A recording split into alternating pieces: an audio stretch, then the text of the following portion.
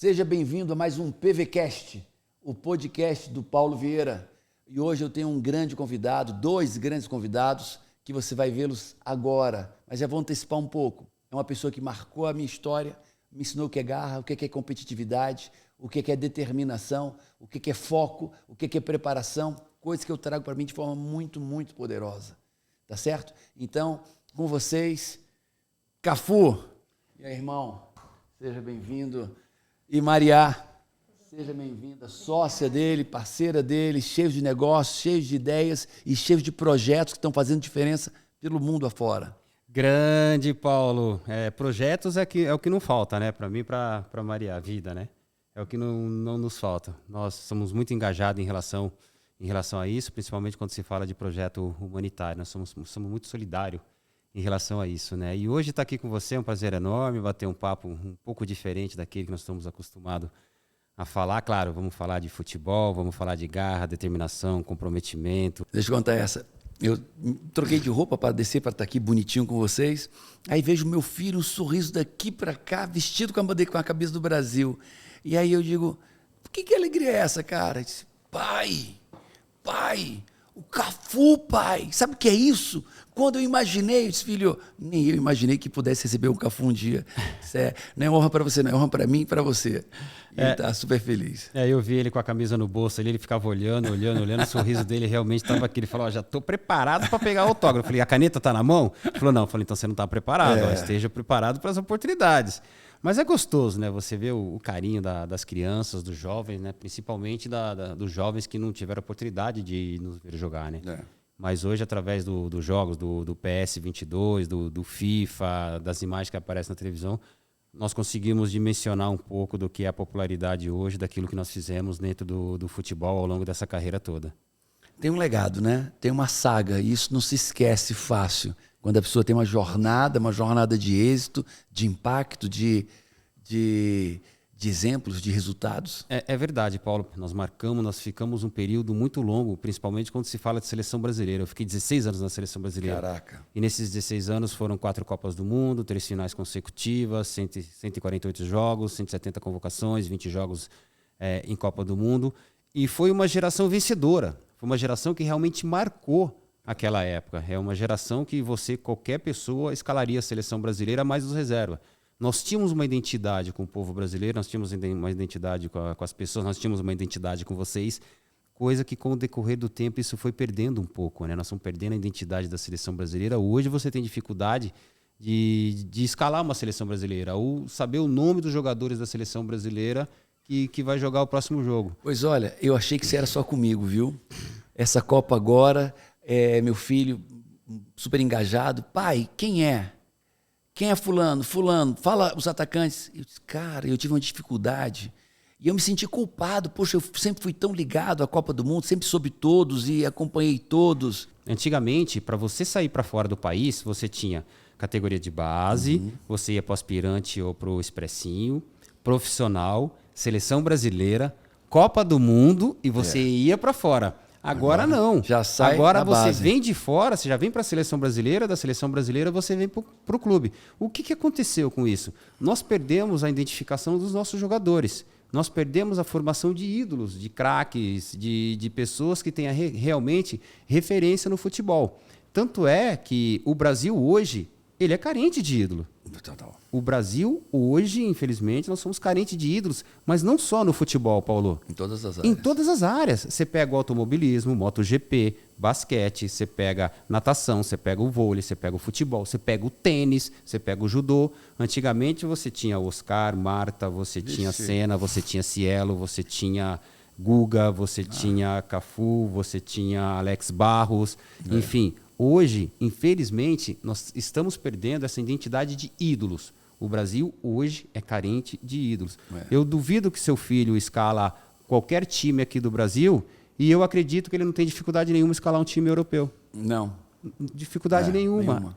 É essa identidade que nós estamos perdendo. E isso, na nossa época, por exemplo, quando nós estávamos aqui no Brasil, se você pegasse o Campeonato Brasileiro, por exemplo, cada time tinha 5 ídolos, 6 craques, ou 7 pessoas que poderiam resolver o jogo a qualquer momento.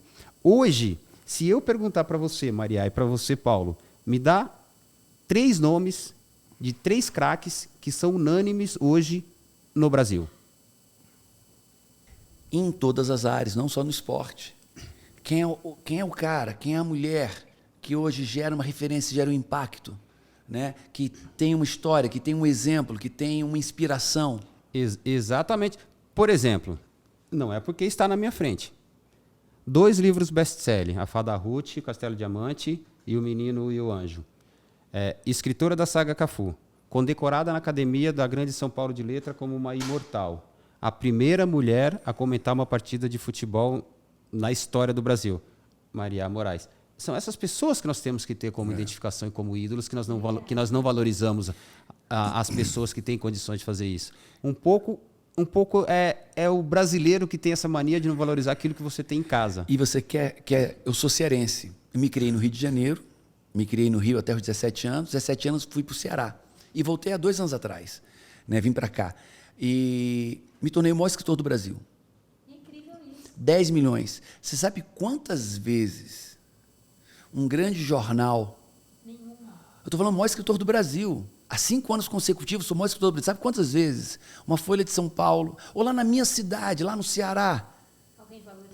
Algum jornal, alguma TV disse, olha, eu quero fazer uma matéria com você sobre seus livros, você é escritor, eu quero que você conte como é que você fez para ter 13, 14 livros, todos best-seller, e o maior escritor do Brasil, um cearense.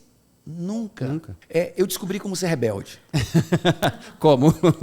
Quer saber como é que faz para ser rebelde? Quero. Eu me tornei um rebelde, assim. Eu sou um cara da pá virada. É assim, no Brasil hoje ser cristão, querer ter uma família, querer ter filhos, você já é rebelde. Existe uma explicação para isso? Nós temos como fazer com que isso volte a ter sentido? Que a criança volte a pedir bênção para o pai, que o pai volta a falar, meu filho, vai para a escola, que as crianças falam, bom trabalho, pai, vai com Deus, beija o pai e beija a mãe. Cada dia você está vendo menos isso. Você está vendo menos esse laço entre pai e filho, entre filho e mãe, entre mãe e filha. E isso é bíblico. A Bíblia diz que os pais se voltaram contra os filhos se voltaram contra os pais. E aí é o fim da sociedade. Que é um absurdo, mas tem tempo ainda de se resolver isso. Nós não podemos deixar isso acontecer. Mesmo que seja bíblico, nós temos tempo de fazer com que isso aconteça. Como? Nós discutimos muito, nós temos uma relação muito bacana em relação a isso, que nós colocamos, cada dia nós colocamos uma pauta diferente de um assunto diferente. Vamos discutir hoje o quê? Educação. Vamos discutir racismo, vamos discutir beneficência, vamos discutir economia. Eu passo 4 meses por ano em torno nos Estados Unidos. E a cada vez que eu vou num parque, eu vou muito pouco ao parque, minha casa é em Orlando, então tem os parques todos e tal. E cada vez que eu vou num parque, eu me assusto. Porque é uma leva de novos zumbis, jovens zumbis. Aqueles olhos assim, muito mal vestido, sempre muito acima do peso, cabelo rosa, pink, branco, lilás, pálido, sem expressão, caminhando literalmente como zumbis, né? E aí, por quê? E eu vi que não é só a educação formal da escola, é a educação em casa. Eu tenho uma tese que isso aqui é a mesa, que uma família ao redor da mesa é algo transformador para uma sociedade. E lá nos Estados Unidos não tem isso. Lá tem aquela cozinha americana,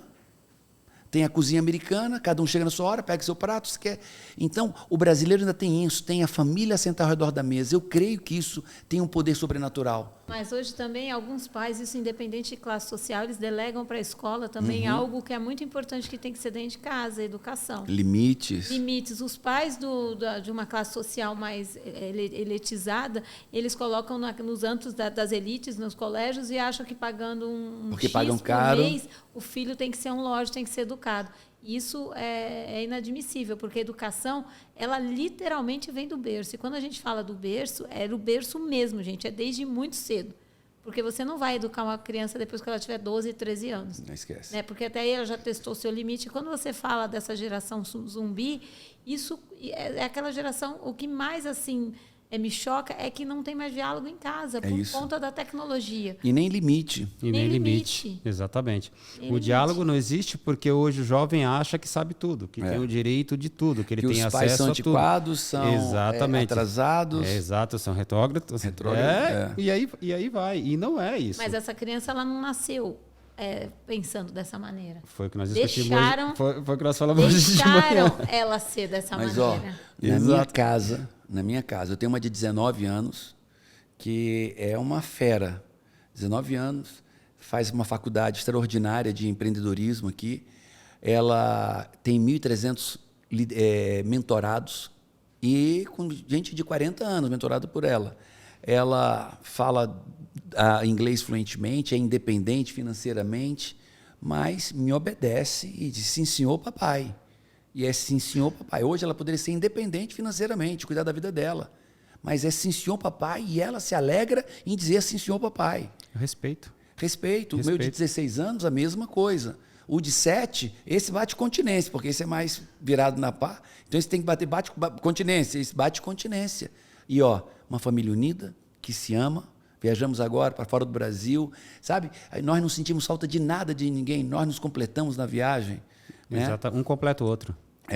Agora. Mas isso é base, sabe? Porque as pessoas elas acham que filho é só você educar, dar bons colégios, as coisas, mas a base é emocional. Eu conheço pessoas que têm um poder aquisitivo lá em cima, mas não tem 5, 6 filhos, mas não tem um que tem um emocional equilibrado. Equilibrado, porque isso é muito importante. O tempo que você se dedica, né, ao seu filho, não é só delegar para uma babá ou para um... Não, você tem que se dedicar. Você ter filho é dedicação, porque não é só o financeiro, é o emocional. E eu vejo isso hoje em dia.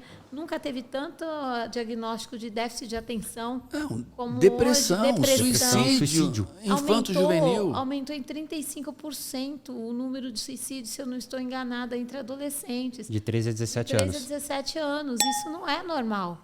Em Recife, você que é do Nordeste...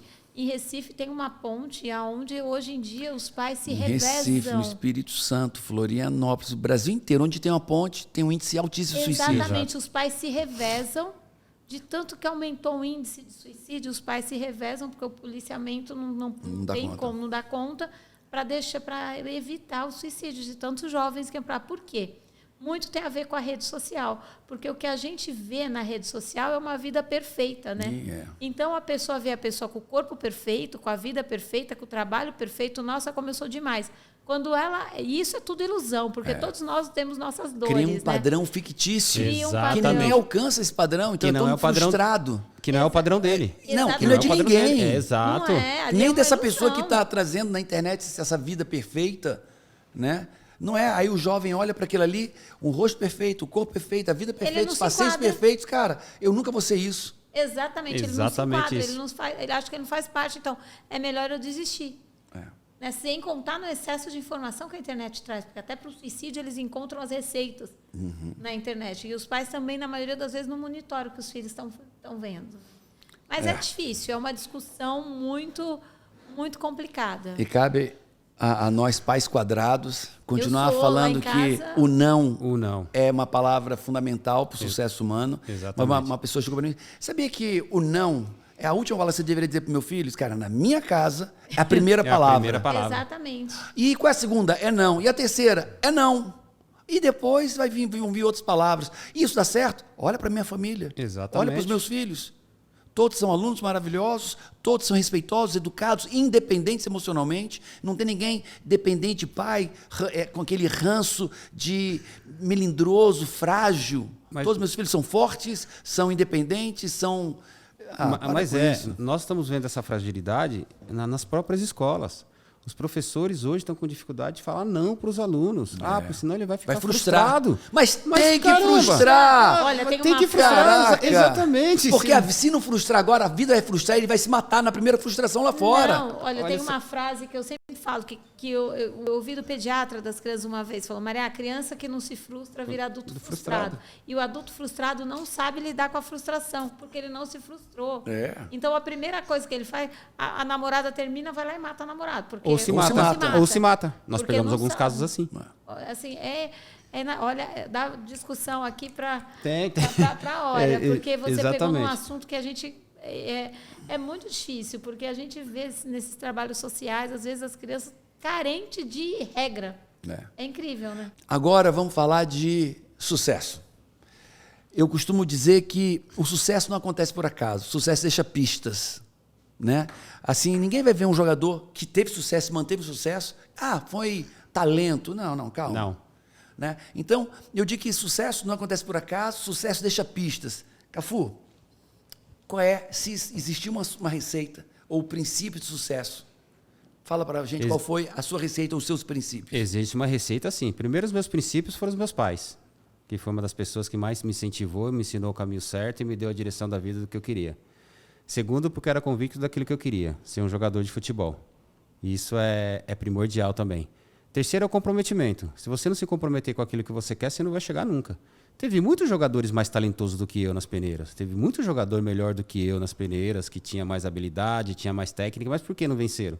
Porque não tinha a determinação que eu tinha, porque não tinha o foco que eu tinha, porque não tinha a fome de jogar futebol como eu tinha, porque não tinha o prazer de jogar futebol como eu tinha.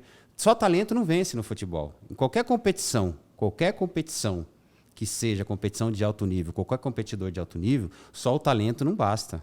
Você tem que ter algo mais. Treinamento. Treinamento te leva à perfeição. Talento dá certo na várzea, né? Na várzea. Fora da várzea, não. A competitividade é muito grande. Eu tinha tem uma frase do Senna que é fantástica. O Senna falava, eu não quero chegar no topo nunca, porque dali eu não sei para onde eu vou. Então eu quero estar sempre no limite. E para estar sempre no limite, eu preciso estar sempre treinando no mesmo nível, seja a idade que for. Então, eu com 38 anos, eu saí do Mila porque eu quis. Porque o Mila queria renovar o contrato comigo e eu não quis renovar o contrato, porque eu ainda estava jogando em alto nível. Uau. Então, para que você possa conquistar títulos, para que você possa conquistar, você possa ter moral, para que você possa conquistar aquilo que você quer, é treinamento, é dedicação, comprometimento, ser o melhor naquilo que você faz, estar preparado para as oportunidades, se preparar para o que pode acontecer, porque a derrota é inerente aos grandes campeões. A derrota é inerente a nós. Eu não vou viver só de vitórias, eu vou viver de derrota também. Como encarar a derrota? É aí que você vê um verdadeiro campeão. A derrota é inerente a nós. Não é porque eu tive uma derrota que eu vou desistir daquilo que eu queria, que era a conquista de títulos. Não. Então, para você ser um grande campeão, para você se manter lá em cima, que são poucos jogadores que se mantêm lá em cima. A gente vai falar disso. Ser um jogador já é difícil.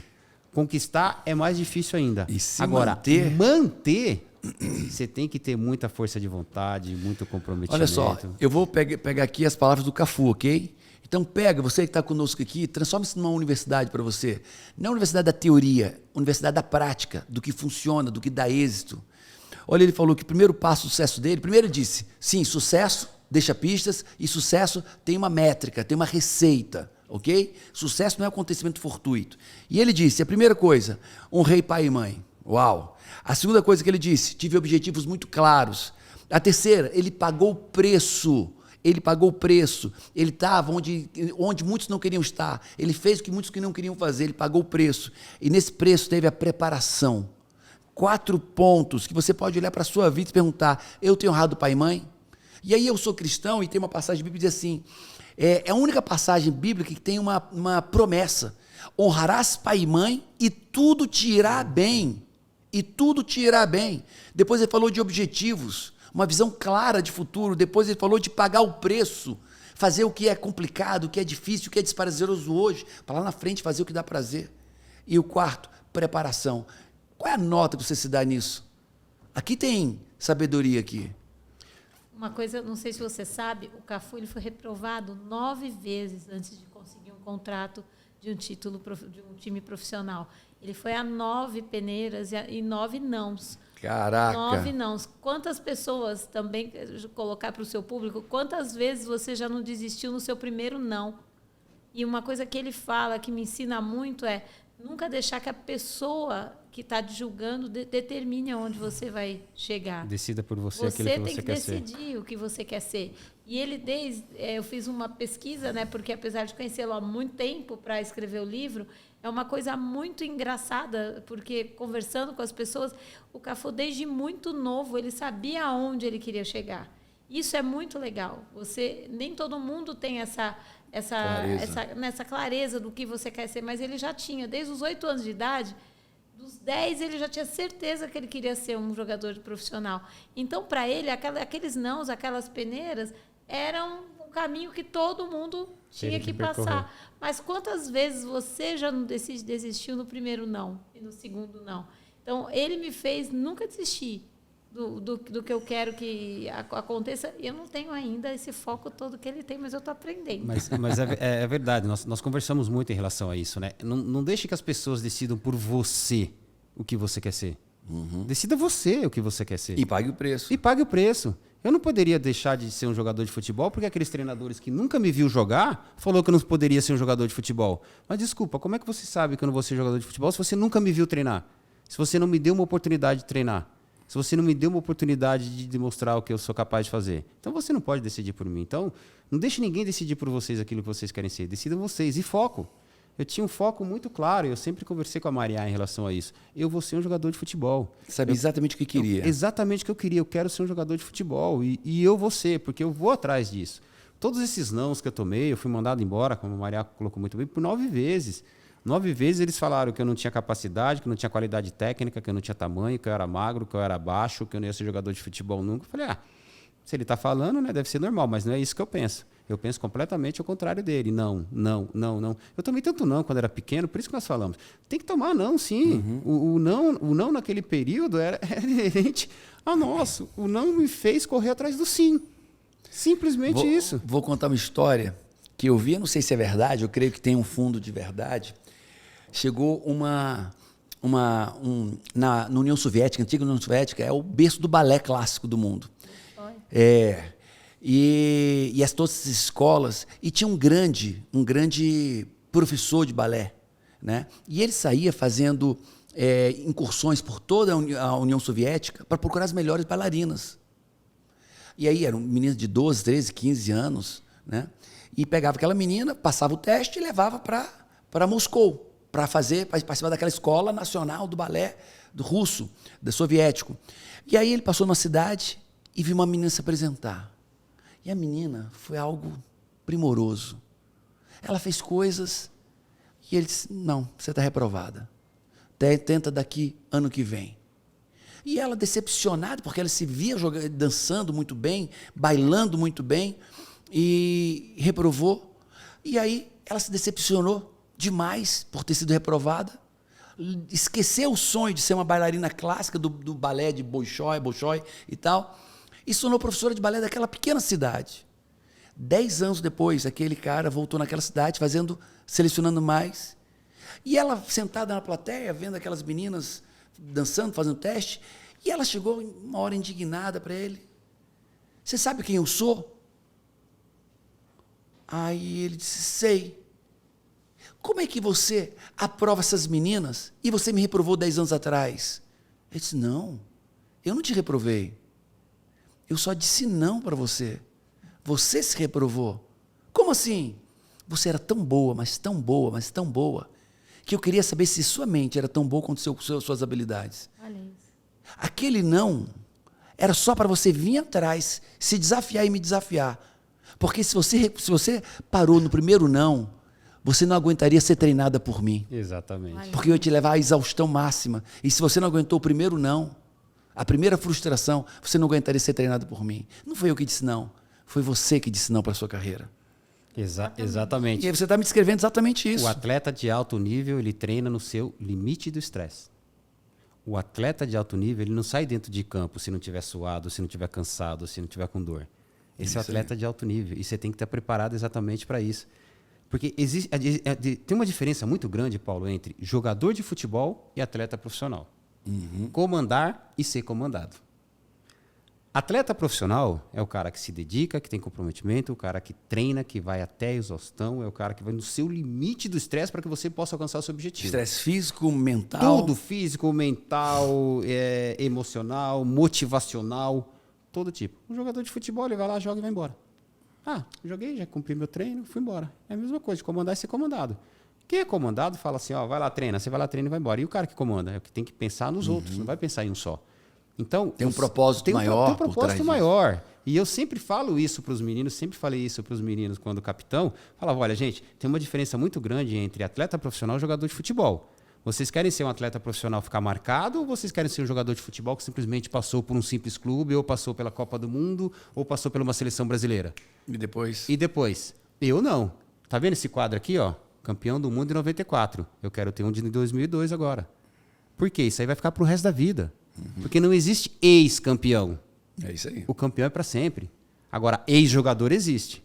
Como é que você quer ficar marcado no futebol? Como ex-jogador ou como campeão? É o campeão da Copa de tal ano, do campeonato tal. Essa é a diferença. Essa é a diferença de um cara que pensa realmente grande, um cara que pensa como um atleta profissional, que pensa, que tem os seus objetivos, que coloca os seus objetivos em primeiro lugar. Eu sempre fui muito competitivo comigo mesmo, eu sempre quis melhorar. Tanto é que o Moraci pedia, Cafu, dá 10 voltas, eu dava 20. Corre meia hora, eu corria 45 minutos. Cruza 10 bolas, eu cruzava 30. Sem problema, chegava no limite da exaustão. Eles colocavam 4 lá para cabecear, porque 2 cansava. E eu continuava. Mas por que você está treinando? Eu estou treinando porque eu estou me preparando. Porque eu sei que a qualquer momento vocês podem precisar de mim. Quando vocês precisarem, eu tenho que estar bem. Os campeões se preparam nos bastidores. Exato. Para quando estiver em público fazer melhor. As pessoas normais se preparam normal para fazer aquele normal em público. Exatamente. Os campeões vão muito além nos Muito bastidores. além. É nos bastidores que eles se preparam. E é os bastidores que te dá a base para que você possa ter sucesso nas 4 linhas. Eu tenho, quando eu olho para mim, eu me considero um atleta. Um atleta da minha área. Um atleta no nível de preparação. Né? Quando eu estou com os meus alunos, quando eu estou nos bastidores, quem me conhece sabe que eu tenho um nível de preparação exaustiva. E é todo dia. Né? Eu estou entre os melhores treinadores do Brasil. Sou o maior escritor do Brasil. Então, e as pessoas, Paulo, e aí? Como é no dia a dia? Eu disse, não, filho. Eu tenho todo dia 1 hora de preparação, 1 hora e 30 de preparação todos os dias. Eu tenho 9 exercícios que eu faço todos os dias. Exercícios emocionais, exercícios cognitivos, exercício físico e espiritual. Então, eu me preparo todos os dias, 1h30, 1h40 de preparação. Fora atividade física, que é 1h30. Hoje, 1h45. Então, eu me preparo fisicamente todos os dias. Fisicamente, todos os dias. E me preparo com intencionalidade. Eu preparo a parte aeróbica, eu preparo a parte física. No Método CIS, eu passo no último dia do Método CIS. O Método CIS é o maior treinamento de inteligência emocional do mundo. O último tiveram 12 mil pessoas aqui em São Paulo. E eu passo, no domingo, 21 horas em pé, em treinamento, ininterrupto.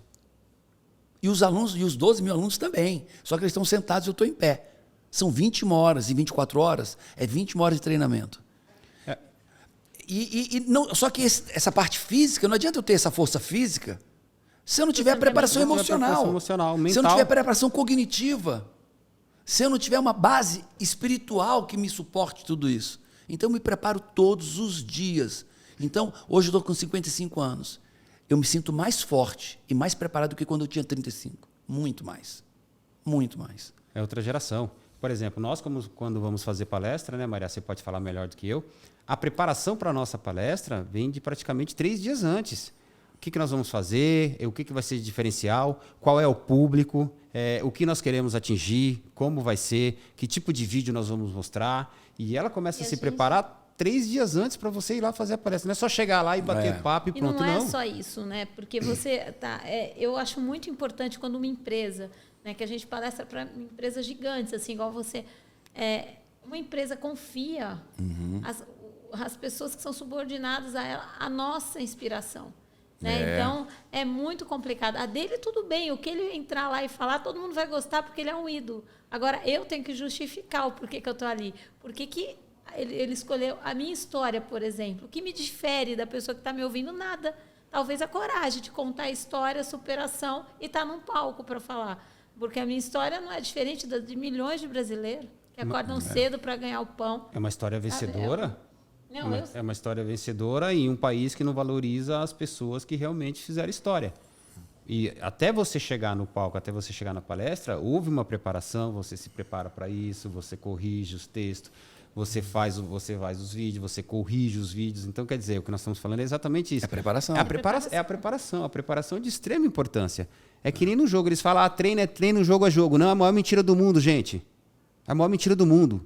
Treino é jogo. Treino é jogo. Você se prepara para o jogo. E para você se preparar para o jogo, se preparar para uma palestra, se preparar para uma convenção, você tem que estar bem antes. Você tem que ter feito a sua lição de casa. Olha, Como é que eu vou dar palestra amanhã? Como é que eu vou me preparar para aquele jogo? Quem que eu vou marcar? Eu já ficava assim, quem que eu vou marcar hoje? O Thierry Henry? Quem que eu vou marcar? O João Paulo? O João Paulo é chato, dribla para a esquerda, dribla para a direita, dá o corte, passa. Eu já começo a me preparar 3 dias antes com o meu adversário. Como você se prepara antes para a sua palestra, você se prepara antes para a sua convenção. Eu tenho uma frase que diz assim, a vontade de se preparar precisa ser maior que a vontade de vencer. De vencer. Porque todo mundo quer vencer. Mas quem quer se preparar? Ninguém. Tá entendendo? Chegou um rapazinho para mim, vou estar no seu lugar. Ótimo. E eu disse, show. Eu quero saber se você vai estar no meu lugar também fora do palco. Ele, como assim? Se preparando. Converso com a minha esposa. Nós estamos juntos há 26 anos. Há 26 anos ela me vê estudando. 1 hora por dia, todos os dias da vida. Eu estou viajando, eu estou estudando. Eu estou no avião, estou estudando. Eu estou de férias, estive agora de férias com a família. 1 hora de estudo todo dia. Você vai pagar o preço? Porque tá onde eu estou é muito fácil querer vencer. A pergunta é, você vai querer pagar o preço para vencer? O Cafu, ele tem um momento que é muito, que você falou agora, que vai muito de encontro a isso, que é estejam preparados, né, para quando as oportunidades chegarem. E ele já tinha uma carreira vitoriosa nos clubes, mas ele estava na seleção brasileira em 94 como reserva, né, do Jorginho, que era titular absoluto na ocasião. E a oportunidade dele veio na final entre Brasil e Itália, e ele lembro demais, né? E ele estava preparadíssimo. Acho que você conta melhor essa história. Exatamente. Eu costumo falar nas nossas palestras, estejam preparados para as oportunidades. Só pegando esse gancho que você falou desse rapaz que falou que queria estar no seu lugar, perfeito. Cabe naquelas 2 frasezinhas que eu falei antes, sabe? A diferença de comandar e ser comandado? Comandar é difícil. Comandar precisa se preparar, precisa estudar, precisa estar dentro do avião lendo livro. Antes que alguém diga alguma coisa para você. Antes que alguém diga alguma coisa para você. Será que essa pessoa está preparada para isso? Essa é a grande questão. Quando você fala estar preparado para as oportunidades, 94. O titular absoluto era o Jorginho. Eu era consciente de que o titular era o Jorginho. E eu falei, eu vou trabalhar para que se houver uma oportunidade, eu agarrar. O Parreira precisou na lateral esquerda, eu entrei.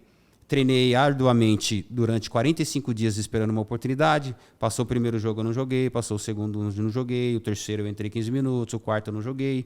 O quinto, o Moraci falou assim, mas você vai continuar treinando nessa intensidade? Eu falei, vou, Moraci, porque eu não sei que horas e que momento a oportunidade vai aparecer para mim. Caraca! Não sei que horas que vai aparecer, então eu vou continuar.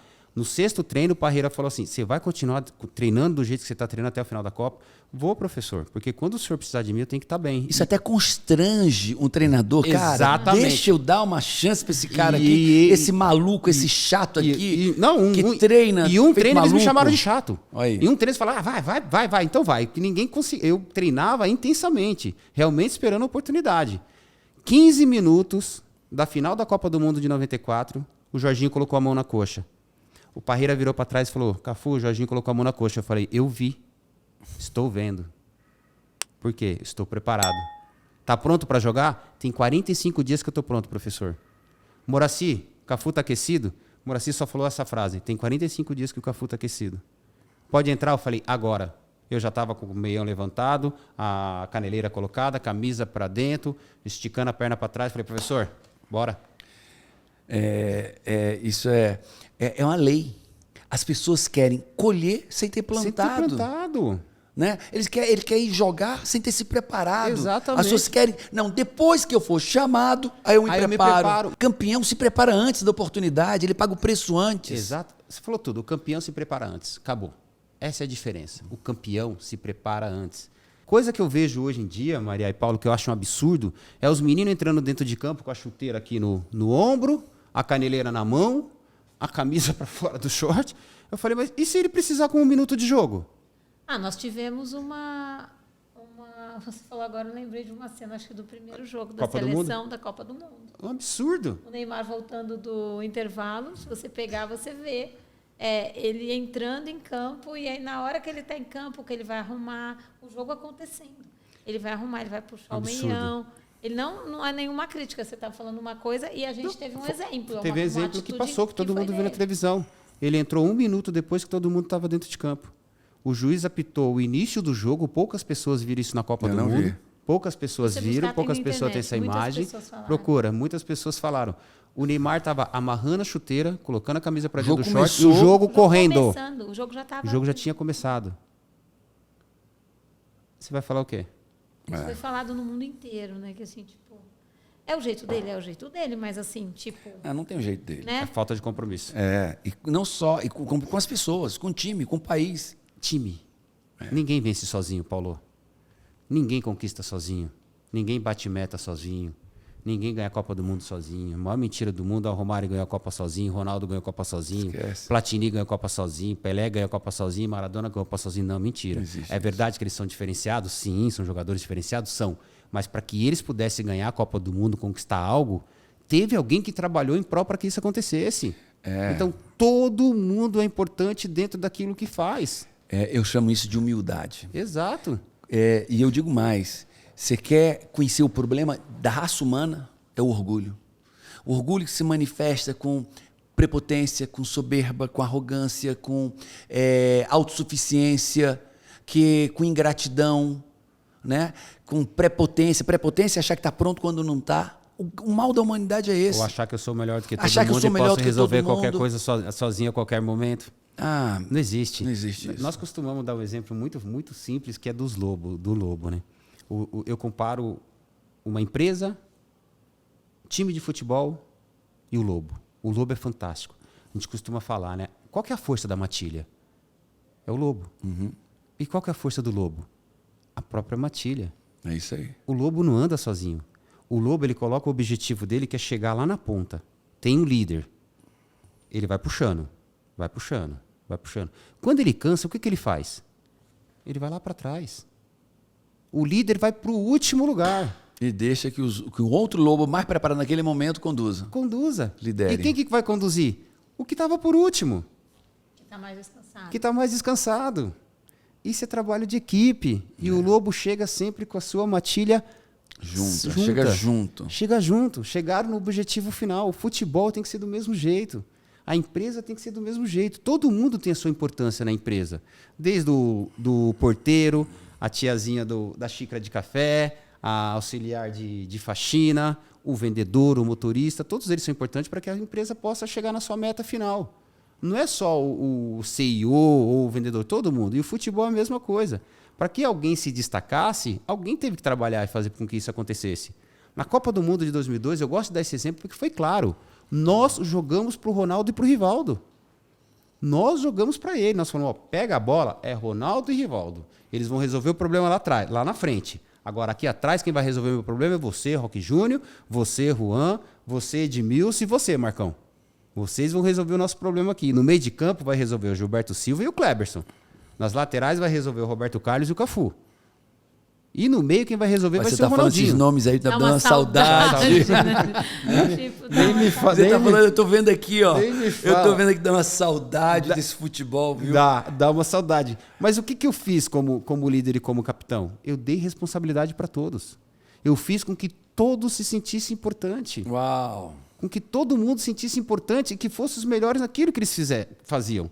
Porque o Gilberto Silva é meia, né? Centroavante. Eu sou lateral, não sou goleiro.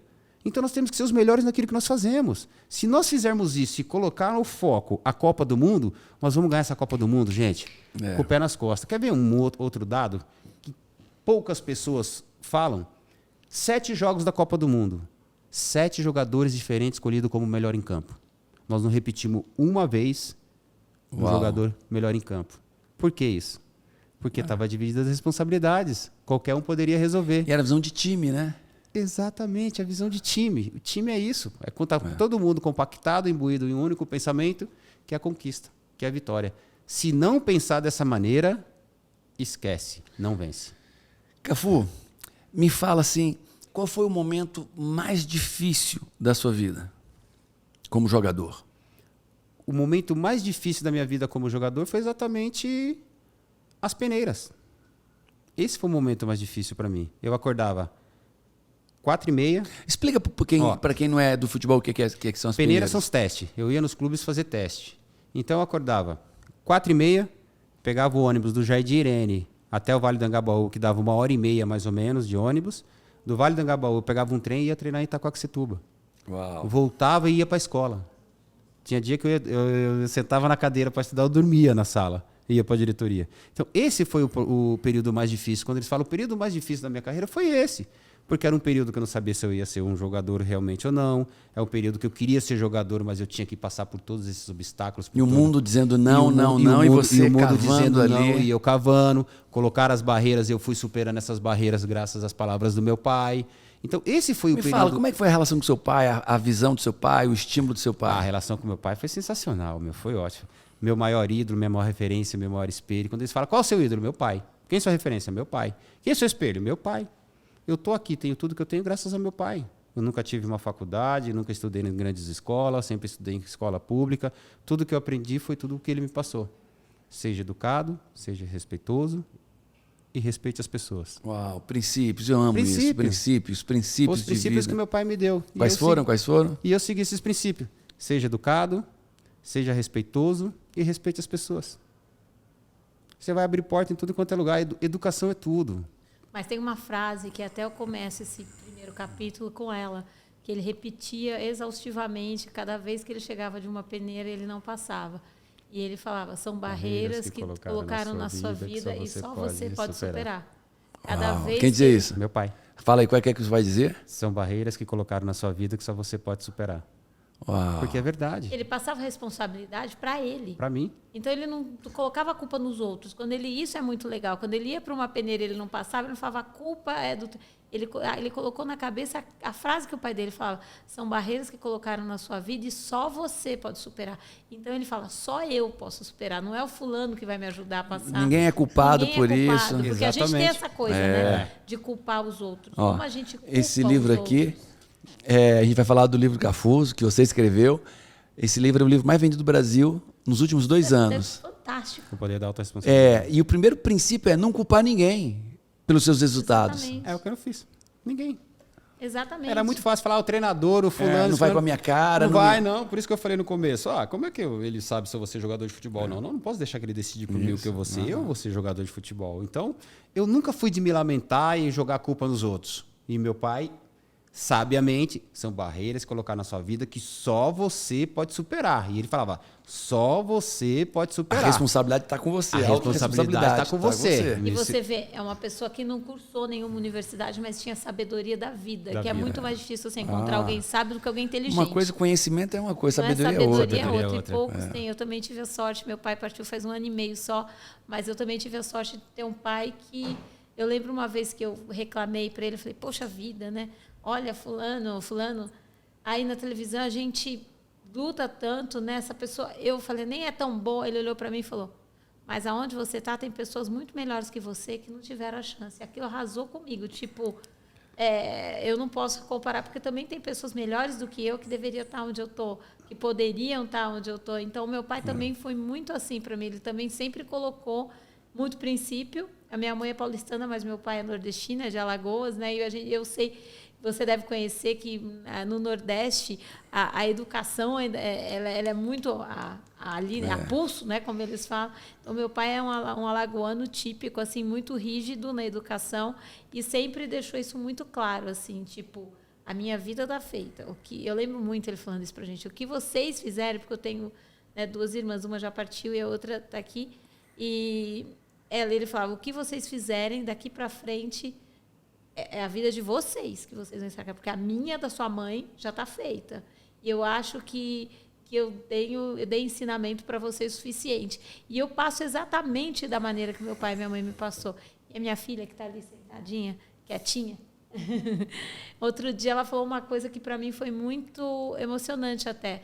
Não foi, faz uns 4 anos. Ela chegou para mim e falou, mãe, eu quero que você viva 100 anos, mas se você partisse hoje, eu já conseguiria ser uma boa pessoa só com o que você me ensinou. Então, para uma criança falar isso da Igor, o dia que ela me falou isso, ela falou, eu já tinha eu falei, eu acho que eu estou no caminho certo, né? Porque são esses valores. E o pai do Cafu, ele foi assim primordial assim na vida dele. E o irmão, tem um outro exemplo que está até no livro, porque eles são em 6, né? Então o Cafu tem 5 irmãos, os 4 homens, exceto o Marcelo, que é o mais velho, os 3 meninos jogavam futebol. E o Cafu não era o melhor. O melhor era o Maurício, que é o segundo, né, mais velho do que o Cafu. Canhotinho. O Maurício, ele era muito melhor do que o Cafu, isso todo mundo fala. Mas ele sentia que o Cafu tinha mais paixão pelo futebol do que ele. Ele tinha mais técnica, mas o Cafu era bom e tinha uma coisa além, que era a paixão pelo futebol. E quando os três tinham bolsa para fazer escolinha de futebol, mas teve uma hora que um teria que parar para ajudar o pai, a ter um outro trabalho para ajudar o pai no sustento da casa. E mesmo ele sendo o melhor, ele parou e falou para o Cafu, continua você, porque você ama mais futebol do que eu. Eu acho isso tão... É uma coração, visão, né? É uma visão de família tão de doar. Ele doou o sonho dele para o Cafu. Isso é incrível. Uau. E ele é incrível até hoje. Incrível até hoje. No final, realizamos o sonho de todos, dos pais, dos irmãos, de todo mundo. Completando o que a Maria falou, os nossos pais falavam, eles colocavam umas palavras para nós antigamente, que era uma coisa incrível, né? As palavras se encaixavam conosco, essas palavras, né?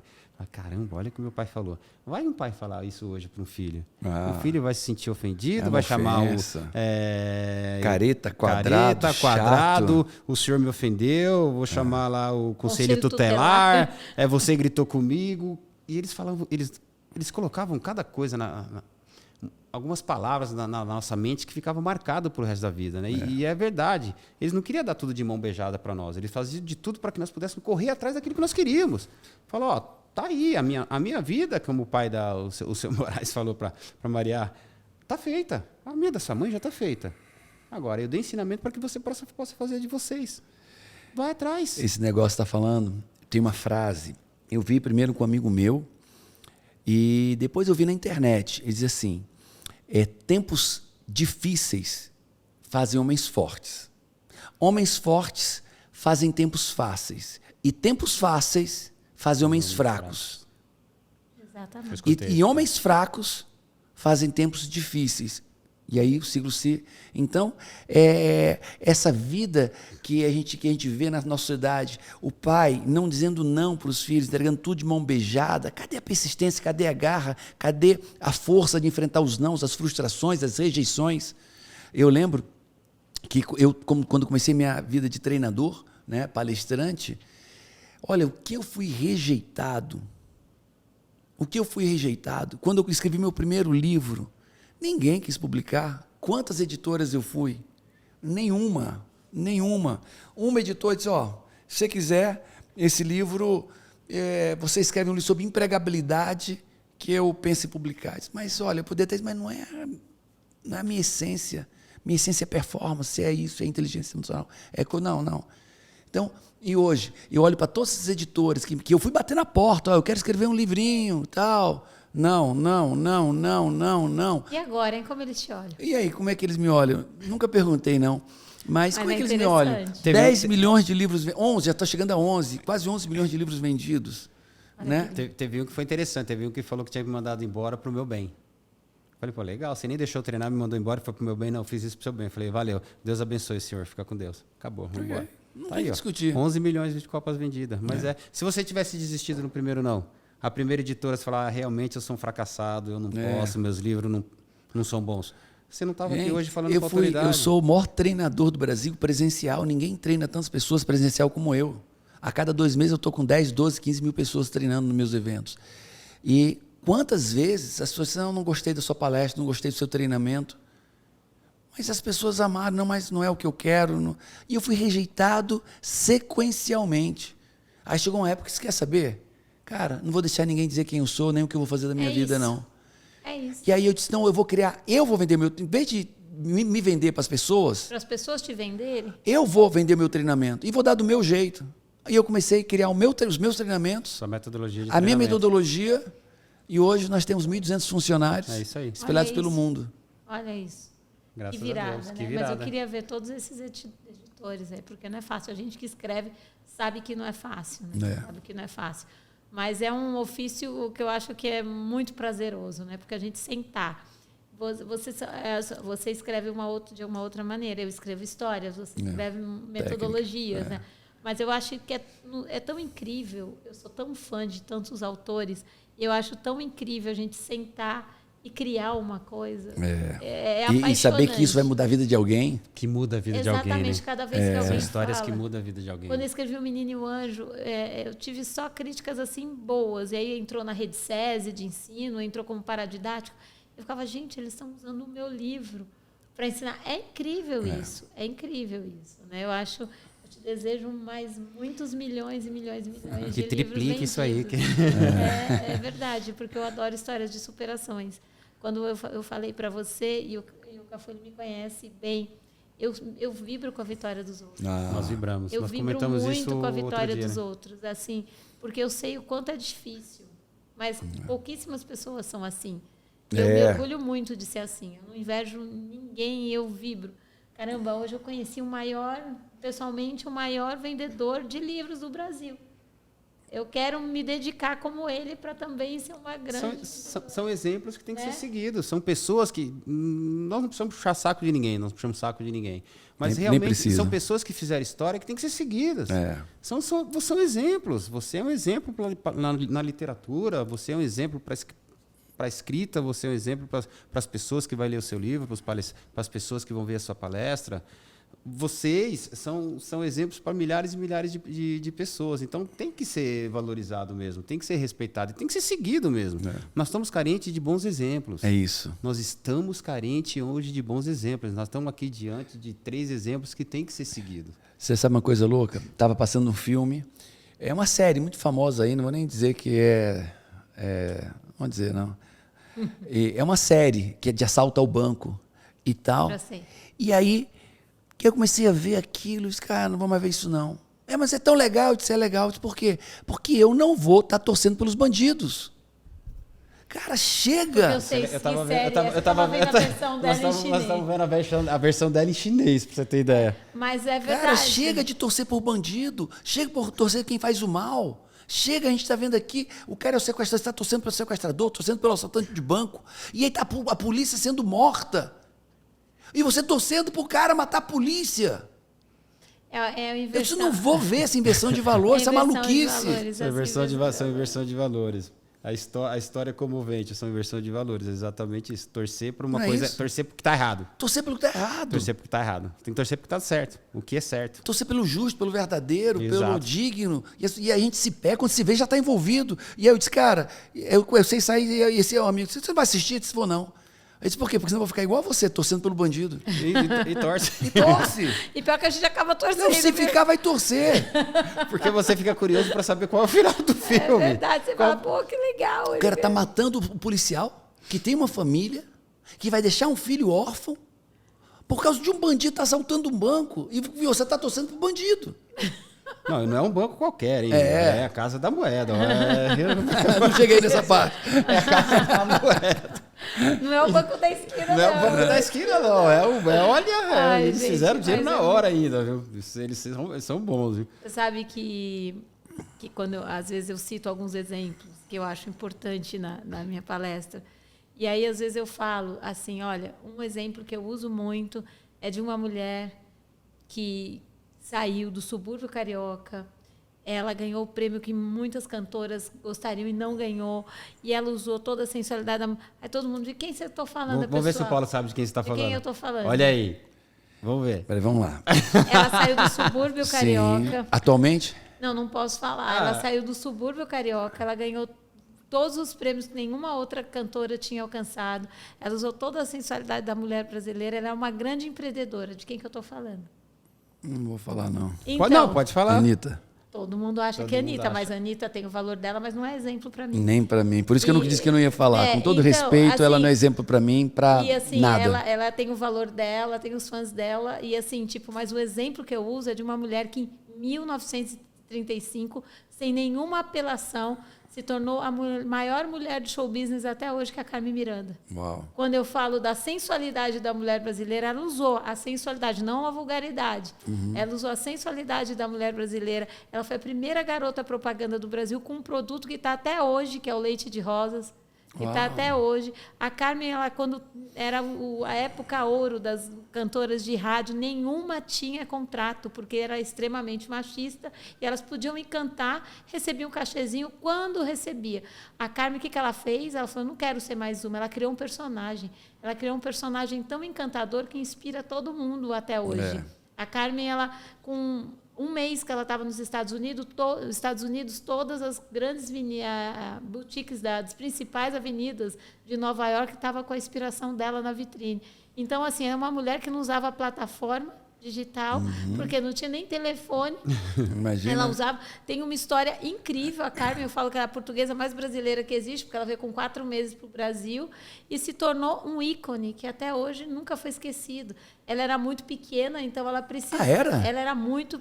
pequena, notável, né? Pois eu jurava que ela era enorme. Então, enorme, porque né? ela precisava crescer. O que ela fez? Ela desenhou o sapato plataforma para que ela tivesse uma altura que ela parecesse maior. Mas ela é tanto que o apelido dela era Pequena Notável.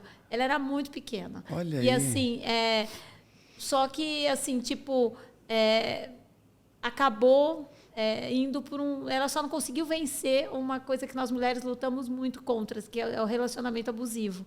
Ela, no último marido dela, ela nunca teve muita sorte assim no amor. O último marido dela forçava tanto a fazer shows e ela começou a se dopar para poder fazer, como aconteceu com o Elvis, né? E ela acabou tendo uma parada cardíaca, um infarto, ela morreu aos 46 anos. Gente. Então, assim, uma musa, uma diva como poucas. Então, toda vez que eu falo nas minhas palestras, que eu falo que as pessoas têm que aplicar o DNA, porque hoje tem métodos para tudo, mas às vezes o método que aquela pessoa usou para chegar ao sucesso, você tem que fazer como você faz. Você ensina a pessoa a achar o caminho dela. Isso. Você não dá um caminho, faz assim do jeito que eu fiz. Porque o que deu certo para você do seu jeito não vai dar certo para ele, não vai dar certo para mim. Sabe como é que eu descobri isso? Como? No Everest, eu fui para o Everest em 2019. E fui com um grupo de amigos. Eu não fui para o pico, eu fui para o acampamento base, que é 5.400 metros de altitude, e são 9 dias de caminhada para chegar lá. Então, você imagina. E a gente estava num determinado momento lá, e lá tem o Sherpa, aqueles caras que são do local, carregam aqueles pesos. E lá tudo é trilha, trilhazinha. Aí eu vi um Sherpa indo por uma trilha. E nessa trilha aqui, parecia mais complicado. O cara foi por essa aqui. Eu disse, cara, eu vou por essa. O cara é do local, sabe?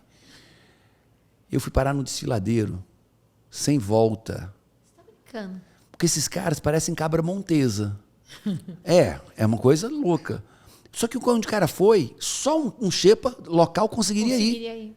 Nem um alpinista habilidoso conseguia. E quando eu vi, eu estou naquele local. E eu comecei e tinha que acabar. A 2.500 metros de altitude, pro chão de onde eu estava naquele momento. Nossa. Então, às vezes, o caminho que uma pessoa faz não é o caminho que você vai fazer. Que você vai fazer. E eu falo Talvez a direção seja aquela, mas não necessariamente aquele caminho. Exatamente. Tem valores e tem bases que vocês usam, que você usa, que o Cafu usa, que é meio que universal para você atingir. Só que assim, você tem Mas tem um como. Existe uma coisa que as pessoas perderam muito, que é a originalidade. As pessoas se vestem igual, elas procuram ter sempre a mesma personalidade. E é uma coisa que eu bato muito na tecla com os meus filhos. Não tem nada pior do que uma pessoa sem personalidade, não tem nada mais atraente do que uma pessoa com personalidade. Sabe? Porque as pessoas gastam tanto tempo em academia e deveriam estudar realmente inteligência emocional. Né?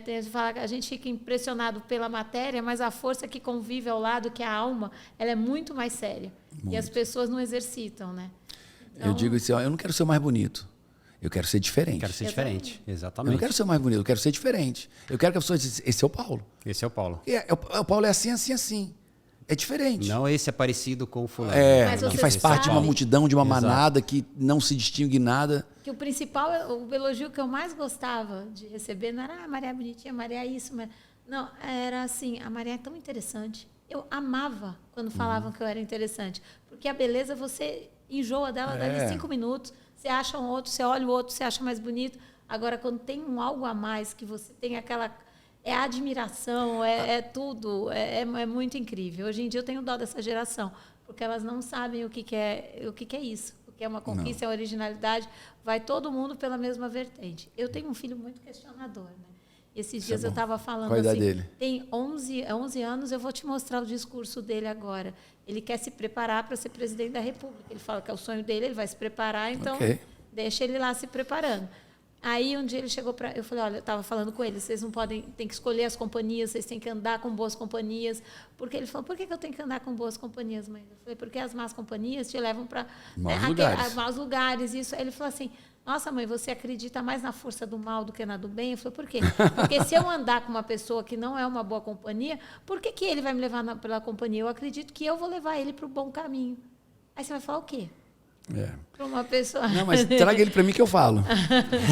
Eu vou trazer ele para te dar. Traga, porque é mais fácil um drogado. Eu trabalho com uma ação com drogados, recuperação de adictos. E a nossa experiência lá não queira você sozinho resgatar um drogado. A chance é de 90% dele levar para as drogas do que você tirar ele das drogas. Você tem que tirar o drogado do lugar errado e das pessoas erradas. Tirar ele da zona de conforto dele. Porque eu tenho uma tese chamada de metanoia, de mudança de mentalidade, que é lugares certos, pessoas certas e conhecimento certo. Quer ver? Vamos lá, Cafu, para você chegar onde você chegou, você estava no lugar certo. Você fez questão de ir para o lugar certo. Exatamente. Você pagou um preço louco para estar no lugar certo, que era um clube. E no lugar certo, você conheceu as pessoas certas. Outros atletas, outros jogadores, preparador físico, técnico, encontrou as pessoas certas. E no lugar certo, com as pessoas certas, encontrou o conhecimento certo, a informação certa. Tira o Cafu do lugar certo. Era um craque. Apenas um craque. Um craque ia jogar na várzea, um cara que ia jogar no time do bairro, um craque. Agora, quando pegou o Cafu e botou no lugar certo, e o Cafu fez intencionalmente essa questão de ir para o lugar certo. Quantas peneiras? 9. Fez questão de ir para o lugar certo. O lugar certo encontrou as pessoas certas. Com as pessoas encontrou o conhecimento, a informação e o saber certo. Então, seu filho, se ele estiver no lugar errado, o ecossistema sempre vence. O ambiente sempre vence, ou quase sempre vence. Quase sempre vence. Eu não diria que sempre vence, eu diria que quase sempre vence. Mas olha o que eu vou dizer. Vamos dizer que você estava num ambiente pobre, um ambiente insalubre, um ambiente de risco. Mas para você sobreviver esse ambiente, você tinha que frequentar um outro ambiente que tinha os predicados que você precisava. Está entendendo? Uhum. Se você não tivesse o clube, se você não tivesse a família, se você não tivesse um outro ambiente rico, você ia acabar que dificilmente você ia suportar estar nesse ambiente. A pressão e não se tornar igual a esse ambiente. E a sua diferença, esse ambiente rico que ele falou na sua infância foi a sua família. Exatamente. A base que você... Alguns suportam, alguns conseguem superar isso tudo. São poucos. Você tem que estar determinado, você tem que querer, tem que ter uma força de vontade gigante, porque para você sair desse primeiro círculo que você fez aí, até você chegar nesse círculo aqui em cima, tem uma estrada tão longa para você percorrer ali, que é incrível. A estrada longa do bem. Porque a do mal, ela é curta. É curta. A do mal, ela tá um passo na sua frente. A do bem, ela tá 1 quilômetro na sua frente. Então, para você chegar lá em cima nesse 1 quilômetro, você tem que superar tanta barreira, vida. Você tem que superar tanta barreira, mano. Você tem que superar tanta barreira, Paulo. Pagar um preço alto. Para pagar um preço alto, você precisa querer. E a linha de raciocínio do Guizinho é exatamente essa. Eu posso chegar lá naquele 1 quilômetro, tentando... É difícil. Eu falo para você, é difícil. Mas não é impossível. Não. De cada 100, 99 vai. Mas se você resgatar um, esse um pode ser o transformador de 2, que pode ser o transformador de 3, que pode ser o transformador de 4, que ele vai, poxa, ele conseguiu, ele saiu. Por que ele saiu? E aí vem o poder da transformação através do caminho do bem. Eu concordo plenamente com o que você falou em relação a isso. Ambiente certo, com as pessoas certas, no lugar certo. Saber. Exatamente. Mas se eu não mostrar para aquele cidadãozinho ali, ó, irmão, vem para cá. Muda o ambiente. Mas vamos mudar o ambiente. Não, mas aqui tá mais fácil. Aqui eu vou ganhar R$100 todo sábado. Eu vou ganhar R$100 só para ficar aqui olhando. Não. Você não quer ganhar 1.000 atravessando essa estrada longa da vida aí? Uns vão querer, outros não. E aí, se você atravessar e voltar e mostrar para ele o caminho que ele fez, legal. Vai falar, opa! Se ele pôde, eu também posso. Acabou. É isso aí. Eu posso. Por quê? Eu estava lá junto com ele. E acho que esse é o seu grande papel, né? Esse é o grande papel que mostrar que nós temos na sociedade, você, eu, Maria, nós temos que mostrar para eles exatamente esse caminho. Existe um caminho. Que existe um caminho. Eu sou uma pessoa muito chata no quesito educação. Nós temos os Cafuzinhos do Sertão, que eu liguei para ele e falei... Amor, eu quero muito fazer um trabalho contra a desnutrição no sertão nordestino, começando pelo sertão alagoano, por conta das raízes, por causa do meu pai. Ele falou, mas eu quero ir para onde ninguém vai, porque ir para Maceió, onde tem pé, não. Aí eu falei, não, nós vamos. E a gente já caiu coincidentemente num projeto de futebol de crianças desnutridas. Oh, meu Deus. Jogando no meio do cacto. Do nada a gente estava ali. A gente falou, vamos começar por aqui, com essas famílias. Então, a gente está com quase 30, estamos com 30 famílias lá, mas não é só a criança, a gente sustenta a família, a gente sustenta o comércio local, porque a gente compra cestas básicas todo mês deles, porque se a gente mandasse fora, quebrava o pessoal. Então, Tem isso, né? a gente fomenta exatamente, a economia economia. local. Aí, quando foi no final do ano, nós tivemos a BRF com a gente, a Colgate com a gente, Uau. várias marcas com a gente, fizemos uma super Cresce. festa. Oi? O Cresce não estava ainda, agora a gente tem o Cresce com a gente também. Aí, mas nós temos uma cesta enorme, depois eu vou te mandar as fotos. E aí tiveram peru, tiveram kit de higiene, um monte de coisa, várias coisas. Agora a gente já tem parceria com o Sebrae, para os pais, para as mães, a gente já está começando a fazer um projeto modelo em Olho d'Água das Flores, para expandir pelo... Olho d'Água das Flores. Olho d'Água das Flores, para Sertão de expandir Alagoas. pelo sertão inteiro. Só que a gente distribuiu as cestas, de 30 crianças que pegaram, 2 me falaram obrigado. Eu falei, eu não vou deixar passar. Ele, já é festa de Natal. Eu falei, não vou. Peguei o microfone e falei, olha, escuta aqui. E dei uma lição de moral. Falei, para vocês terem o que comer no dia de Natal, nós trabalhamos muito. Nós batemos na porta das empresas, as empresas fizeram campanha com os funcionários para chegar aqui e 2 crianças e as famílias falarem obrigado. Isso não é nem questão que a gente não precisa desse reconhecimento, mas vocês precisam ter essa educação. Gratidão é um princípio. Exatamente, vocês de sucesso. precisam. Então, às vezes, a gente dá o lanche, todos, eles pegam o lanche, eu falei, jogou no chão, pega as coisas, porque não é só dar o que comer, não só dar a base para eles estudarem, para eles... As pessoas pensam que só rico é orgulhoso. Não, Exato. o ser humano em si é orgulhoso. E as pessoas saudáveis, elas são gratas, elas são humildes. Pessoas saudáveis são gratas e humildes. Exatamente. Eu leio muito sobre física quântica, né? E o Você Hélio... vai amar o método CIS. Eu vou Lá eu amar. tenho um módulo inteiro que eu falo sobre física quântica, como ela interfere nas nossas vidas. E um dia eu estava vendo o Hélio Couto falar, você conhece, Já, né? não, me falaram muito dele, eu não conheci não, mas vou... Eu estava na internet, eu estava vendo ele falar, e ele fala que quando a gente pode corrigir uma pessoa que está errada e a gente não corrige, a gente cria antimatéria para nós mesmos. Porque se a gente está num ambiente com uma pessoa que tem que ser corrigida e a gente não fala para essa pessoa ser melhor, porque às vezes ela precisa de um estalo para ser melhor. Isso às vezes eu tenho que me policiar, que eu falo para ele, às vezes tem alguma coisa e falo, olha, você está criando antimatéria para você. Não. Eu vou com muito respeito, eu sei que ele é muito famoso, mas eu vou discordar dele, porque aí eu vou pegar a Bíblia. A Bíblia diz que não se corrige o tolo. É como dar pérola aos porcos. E aí sim, eu acho que isso Eu acho que você não insiste com os tolos, mas corrigir você tem que dar uma Se ela corrigidinha. quiser, todos os inimigos que eu ganhei na minha vida, os poucos inimigos, foram pessoas que eu quis ajudar, que eu quis corrigir quando elas não queriam ajuda nem correção. Elas se ofendem, elas se magoam. Eu já sou o contrário. A cada palavra que eu falo errado, eu pergunto. Isso. Eu Não, também, eu adoro. pessoas Certo. humildes, Exato. eu adoro. pagaria, eu pago. Na minha empresa é o seguinte, alguém que corrigir alguém, a pessoa corrigida, ela tem que pagar. Então tem gente que dá R$100, R$200.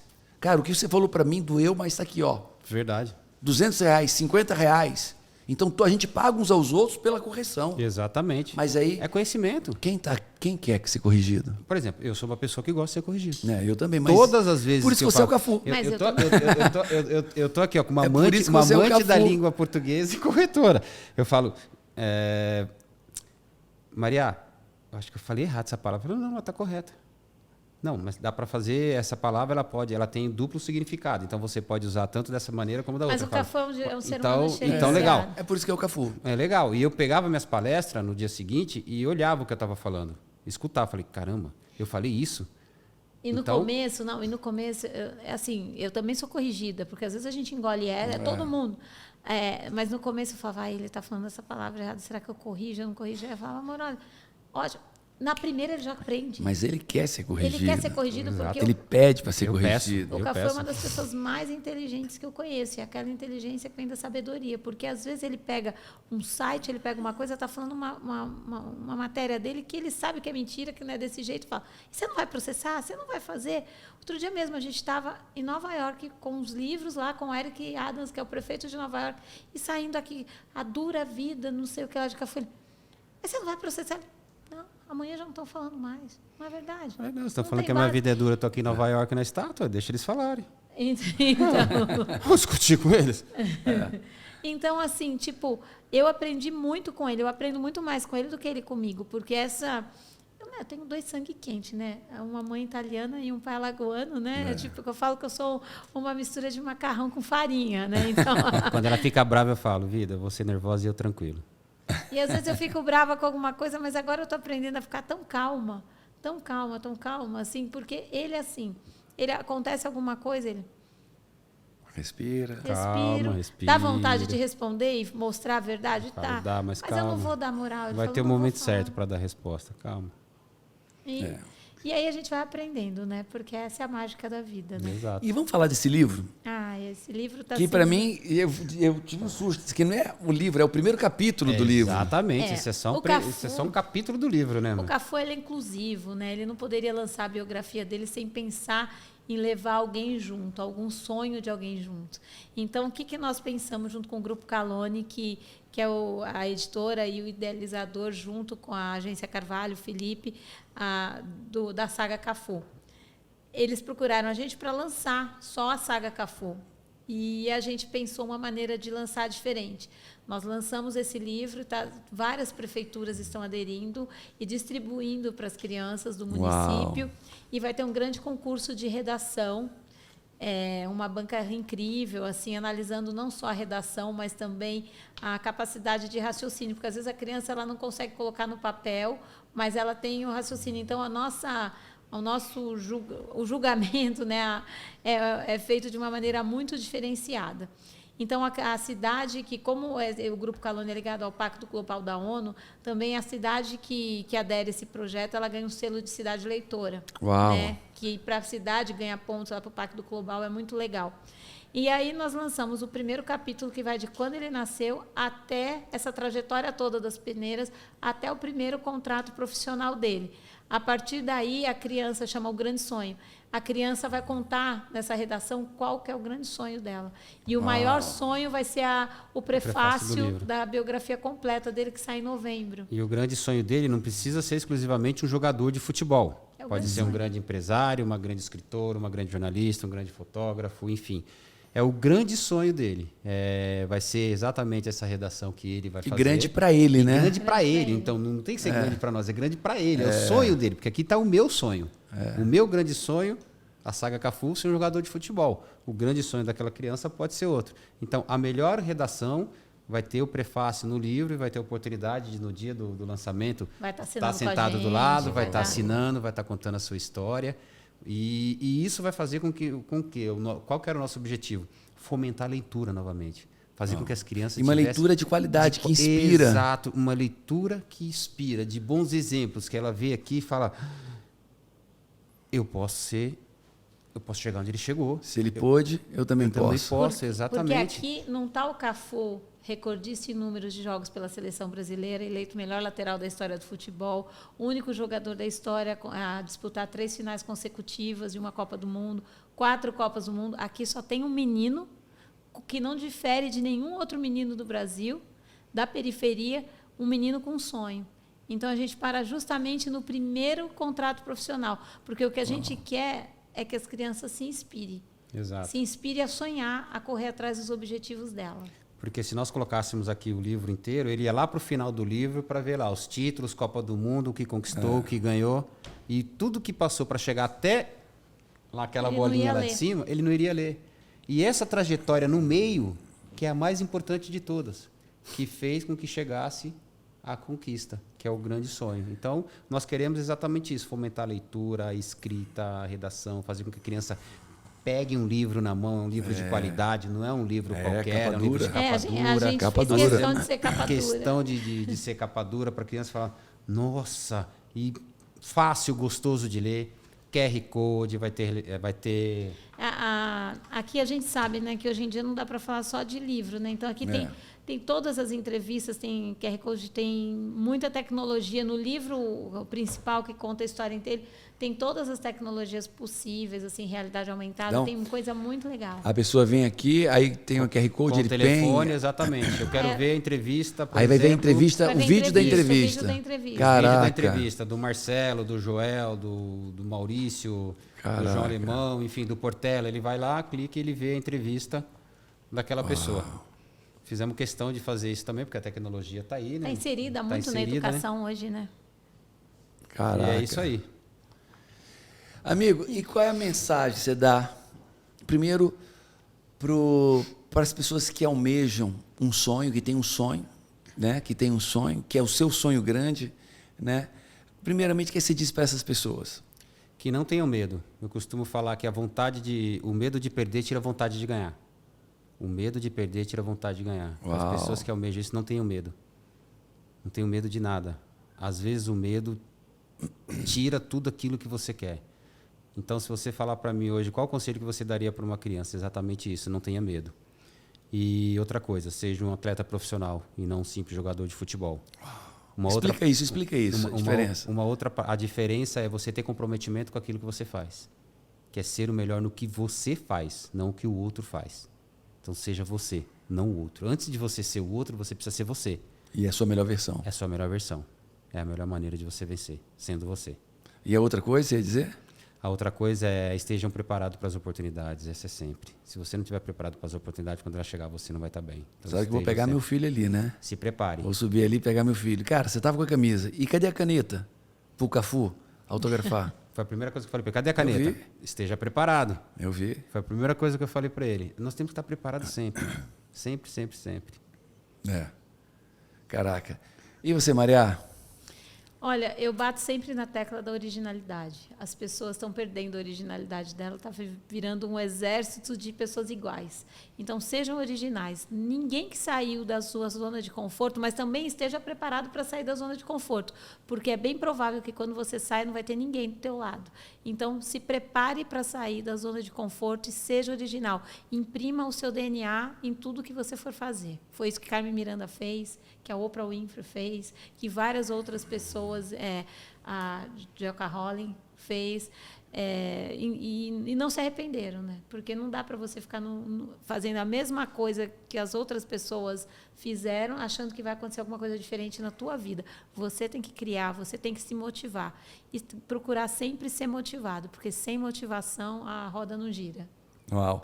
E como é que as prefeituras fazem para aderir a esse programa? Que é um programa, né? Exatamente, nós estamos indo já fazendo reunião em todas as prefeituras. São Paulo já aderiu, tivemos lá com o prefeito de São Paulo, Olidago das Flores já aderiu, Maceió já aderiu, Campos do Jordão aderiu, Araçariguama aderiu, Santana do Parnaíba estamos conversando, enfim. Nova York já aderiu. Nós estamos indo nas prefeituras falar com todos os prefeitos para fazer adesão do que é a Saga Cafu e como pode fazer. A pessoa entra em contato com o Grupo Calone, que é o grupo que faz a nossa gestão, e agenda com eles a visita, né, para explicar como funciona o projeto. Como faz para aderir, como faz para... Nos primeiros contatos nós vamos sempre pessoalmente, até para mostrar que realmente nós estamos aqui, ó. Né? Real.